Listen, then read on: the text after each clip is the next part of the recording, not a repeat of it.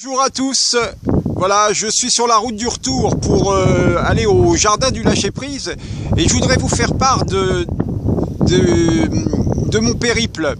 Donc je suis parti de Paris où il faisait certainement 2 ou 3 degrés supplémentaires par rapport à là où je suis maintenant. Je me trouve dans la vallée de l'Epte. Alors la vallée de l'Epte, c'est un lieu où j'aime vraiment venir me promener. C'est un lieu qui est en fait empreint d'une histoire très importante. On voit derrière moi une porte qui est la porte de Rolon, qui fait partie du château de Château-sur-Epte. Alors on voit donc la porte et puis on va voir aussi sur le côté la tour, donc qui est une tour ancienne. Et en fait, la raison pour laquelle je vous parle de ça, c'est que il y a énormément de vallées comme ça à voir à travers la région et à voir à travers la France. Et ce sont des moments très importants dans la vie de chacun, de pouvoir prendre le temps de regarder ce qui se passe autour de soi, de pouvoir... Tiens, il y a du monde qui arrive. De pouvoir prendre le temps de respirer, de juste sentir, quoi. Vous voyez ce que je sais pas si vous pouvez comprendre ce que je veux dire. Je sais pas si vous le faites vous-même. Prendre juste le temps de vous arrêter et de contempler la nature autour de vous et de laisser les choses se faire. C'est quelque chose d'assez magique.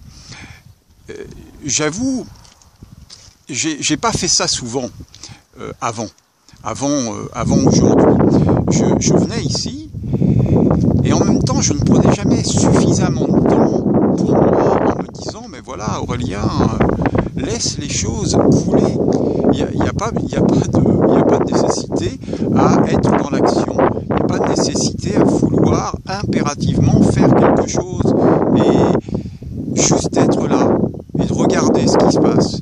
Regarder les oiseaux, les corbeaux qui se trouvent sur le haut de la tour, sentir le vent dans vos cheveux, prendre vraiment le temps de vous promener. Voilà. Alors, c'est quelque chose d'agréable à faire. Et puis c'est insolite. C'est insolite parce que on prend jamais le temps, jamais suffisamment de temps pour être avec soi, se connecter à soi, juste se laisser aller et rester là pendant une demi-heure, un quart d'heure, une heure, et puis peut-être s'enrichir d'un panneau qu'on n'aurait pas vu, d'une cloche, d'un caillou, de choses diverses et variées qui nous entourent en permanence et qui sont belles à voir. Et on ne prend jamais le temps de le faire. Voilà. Alors aujourd'hui, ben voilà, je vous invite à... C'est samedi en plus, donc peut-être que vous avez un peu moins de travail au niveau du quotidien. Et du coup, eh bien, prenez le temps. Prenez le temps de laisser les choses se faire. Et regardez la nature autour de vous, les nuages, le soleil. C'est empreint de plein de gaieté. Voilà. Merci. Et puis, je vous souhaite un bon samedi. Ou maintenant un bon dimanche. Au revoir.